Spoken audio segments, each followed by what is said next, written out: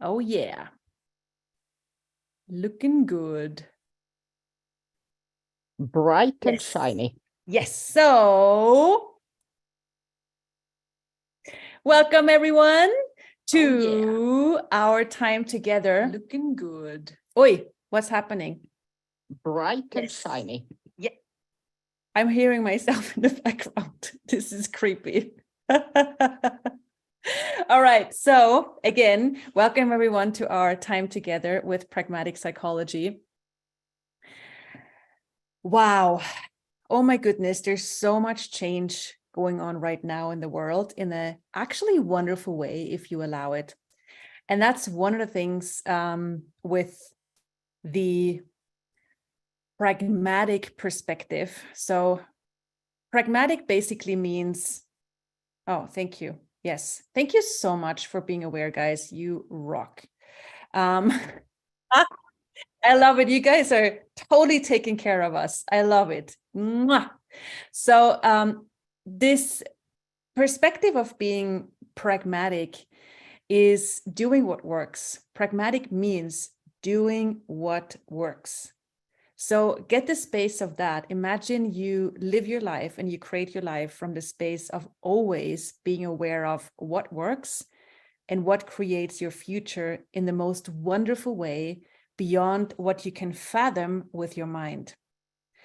So now look at how does the world function mostly?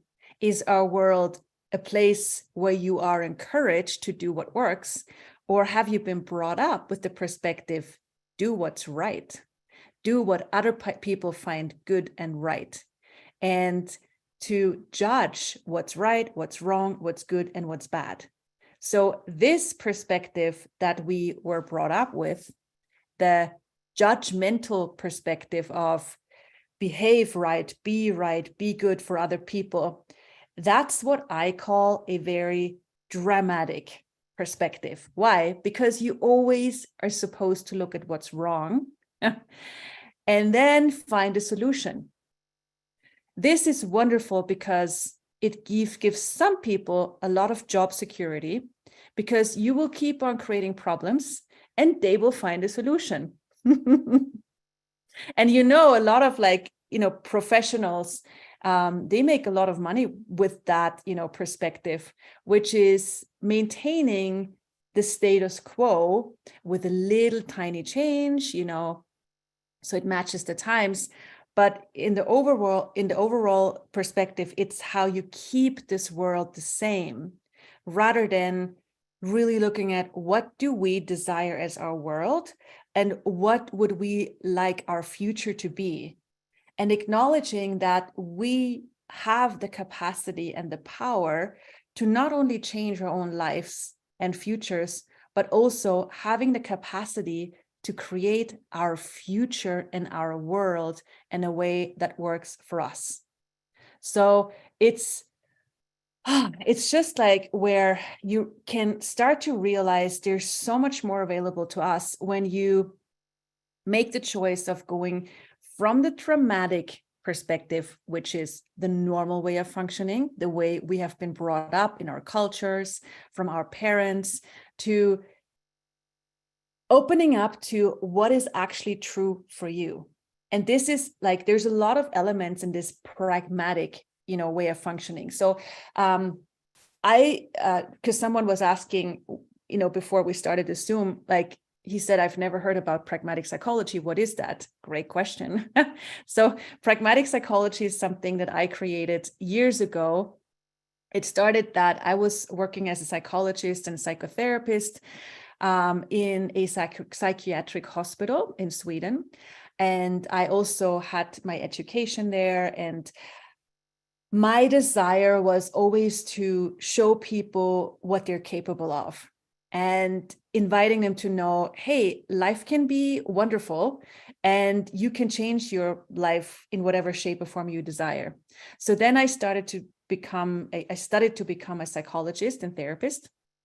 And I worked in a psychiatric hospital. And before then I worked in child oncology. And I was stunned I thought psychology and therapy was about empowering people. And then I had a reality check, and I was stunned how reality actually functions, and how people are treated, people who are different are treated, and that this is normal. Like, people who are different are being boxed into categories of, the name of your wrongness is, and those names for wrongnesses in our world are called diagnosis. But it's basically a label, like an explanation for your wrongness, where people go, oh, okay, so the name for my wrongness is whatever, depression, anxiety, this and this personality disorder, whatever. And then people go, the first moment when people get a so-called label, I don't know if you've ever experienced that, people go, oh gosh, now I know what's wrong with me. I have a name.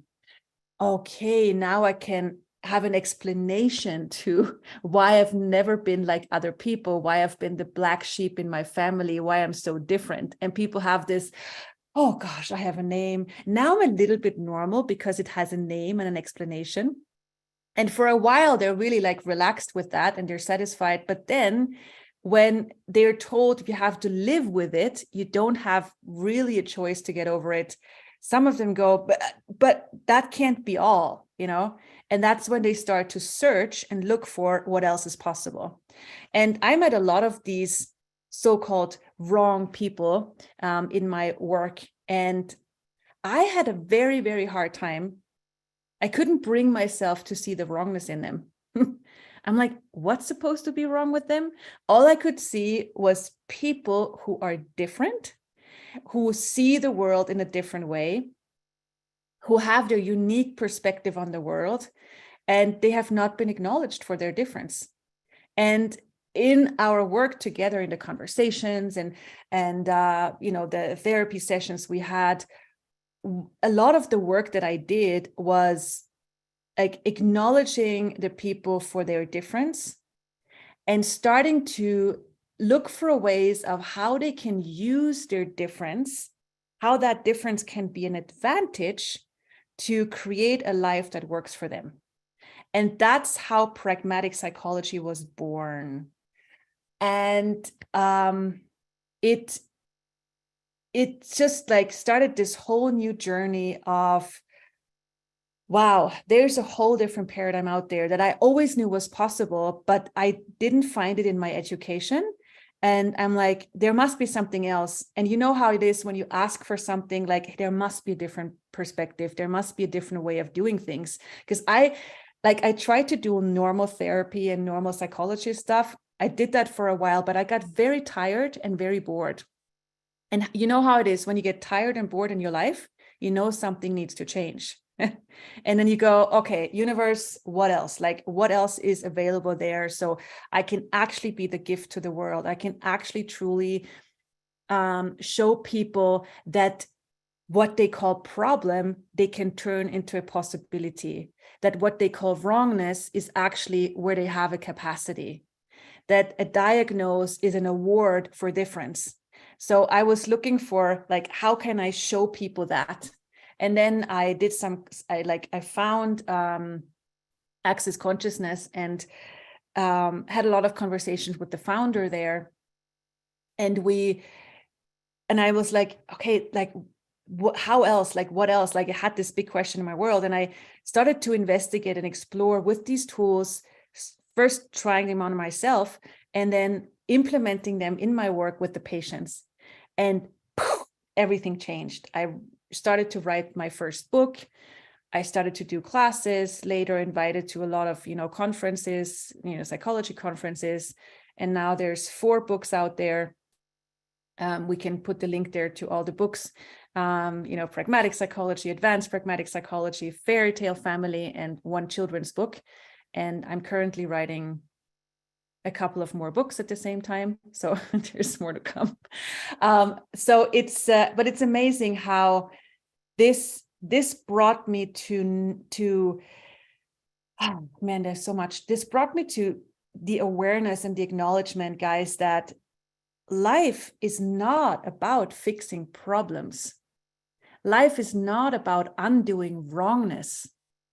You know, like we can spend our time and our energy in such a different way. And if you look at nature, for example, have you ever seen a tree go to a psychologist? No. Have you ever seen a cat in psychotherapy? No. Why? Because they're not interested in, my cat was just going, so funny. Thanks for co-facilitating. And it's so funny because nature and animals, they don't function from a mind that keeps them boxed into, I need to fit in, I need to be normal, I need to be liked. Like a tree basically is just like, hi, you know, a flower is like, of course I'm beautiful. And the flower next to it, you know, doesn't get offended because the other flower next to it is so beautiful. It's like everything is the greatness that it is. Nothing holds itself back. And nature knows if I'm great, like the flower next to me gets to be great. And it like greatness triggers like the greatness of everything else. So it's this huge generosity of spirit, this no need to limit ourselves. And that's like what pragmatic psychology is for me, where we can blossom and flourish as the beings that we are with no need to hold ourselves back anymore. You know, it's like, look at how much energy and time you're using to have an image, like to fit in, to be normal. But happiness isn't about being normal. It's about you being you. So man, there's so much.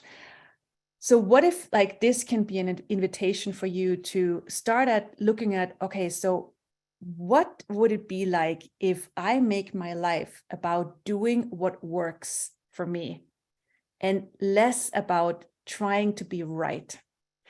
And a good like GPS, a good way of navigating through that would be the lightness of it all.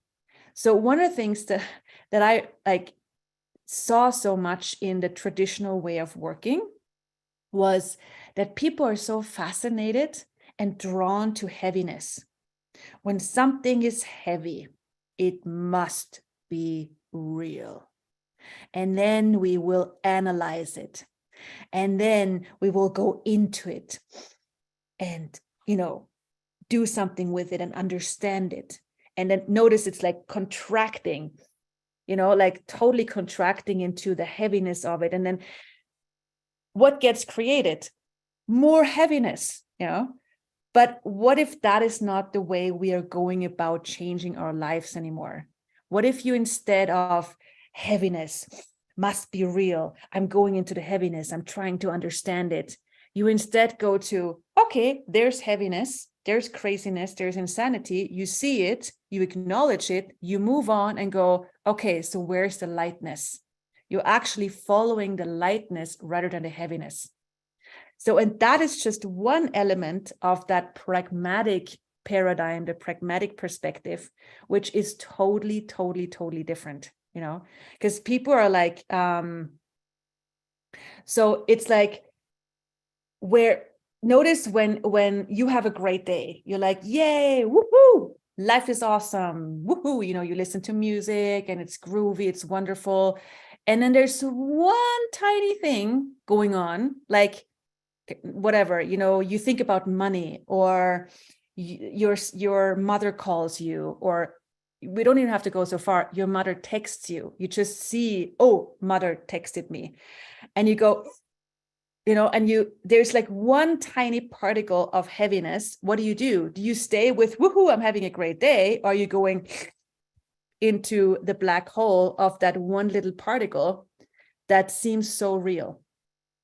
And notice it's like this automatic thing that we've learned to do, that we have learned to do. It's not who we truly are, but we've learned to navigate towards that little tiny black thing, that particle that tells us, problem here, put your attention here. This is more real than your shiny, dancy lightness.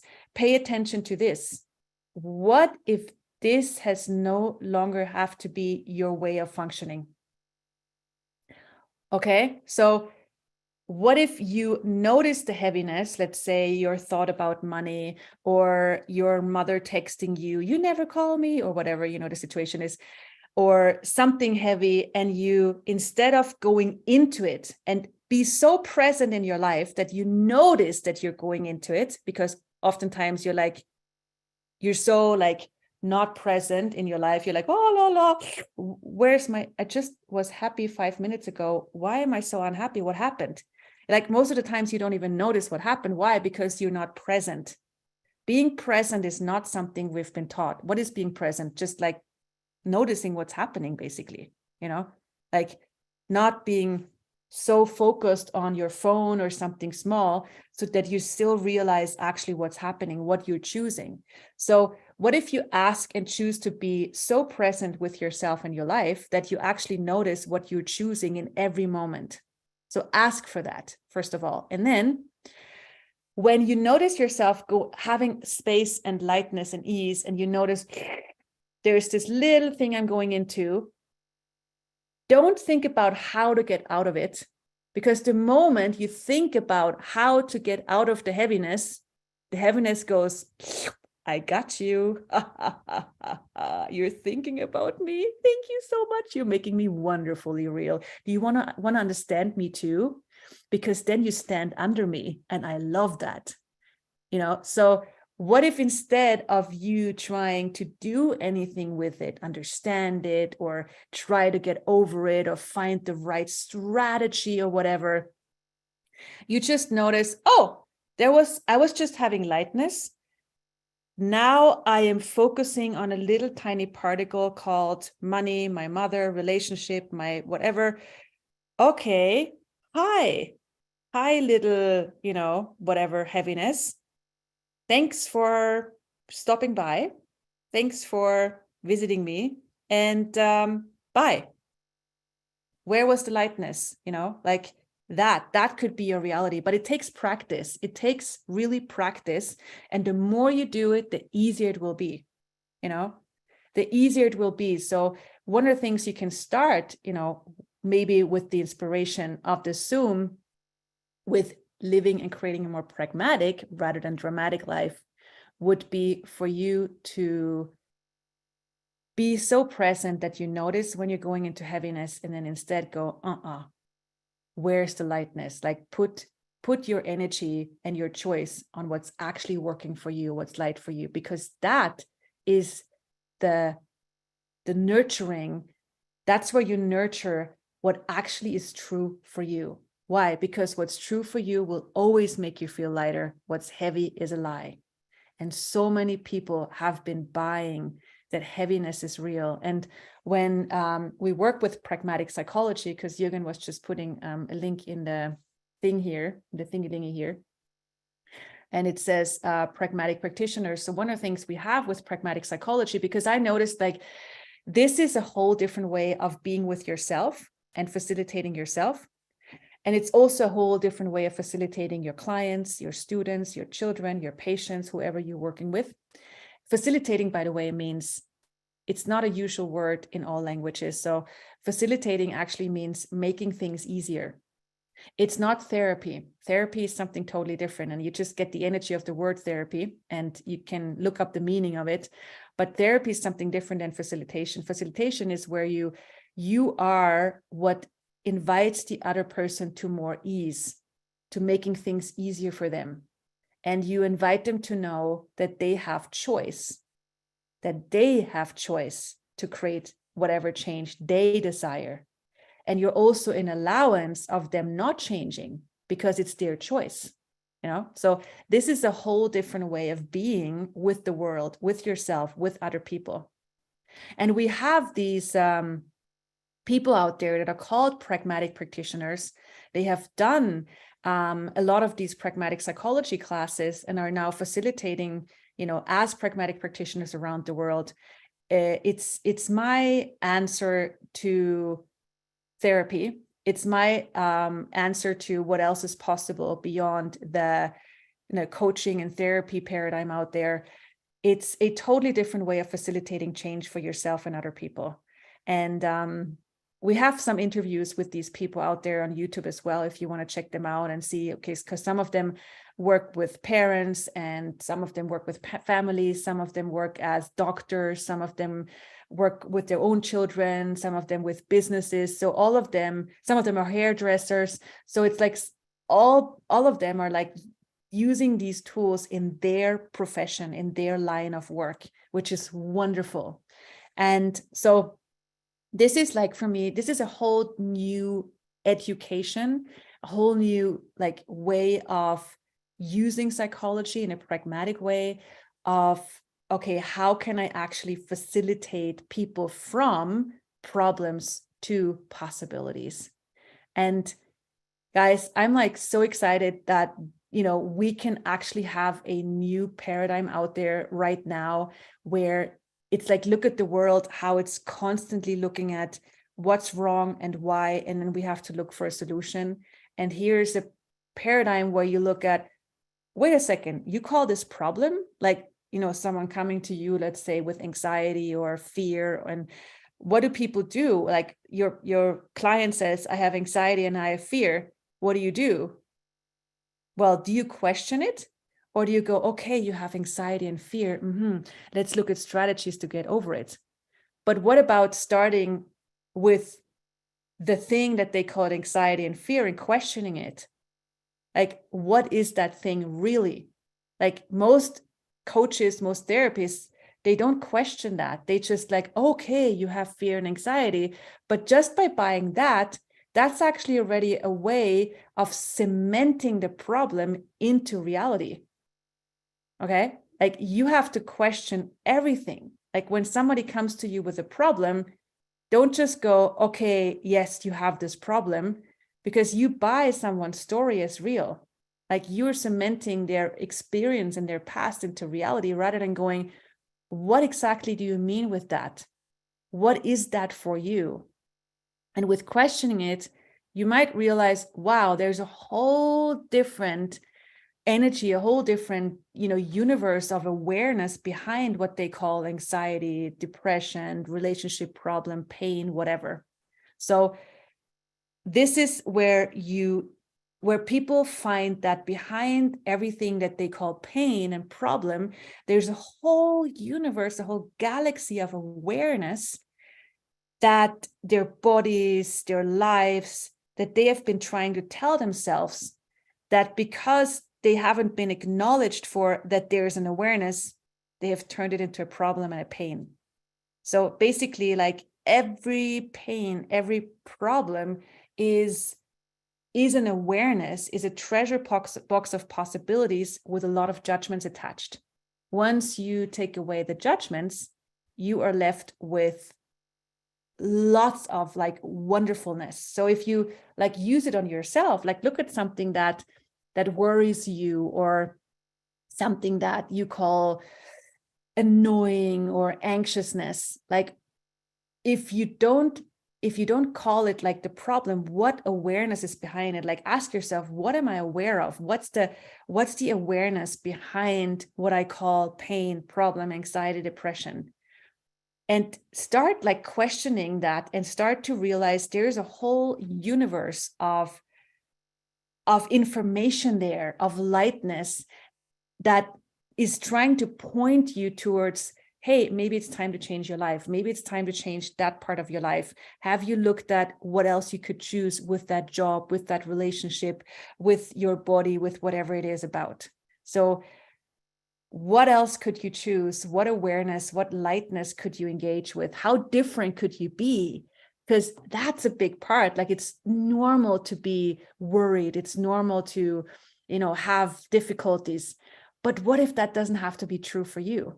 What if you embrace your difference? What if you embrace your aliveness? It's like, how many of you have like somewhere in your life where you have been the alive ones, the happy ones, the different ones, and then you've been made wrong for it, or maybe you've been abused for it, or maybe, you have been taught that it's wrong to be so much and be too much. And how much of that have you learned to shut down and shut off and avoid, which is then creating the contraction, the pain, and the problems with anything in your life, with money, relationships, body, anything. So what if you no longer gave other people's judgments and their need of you to be normal so much value, and go, you know what, thanks for sharing. Thank you for sharing your judgment.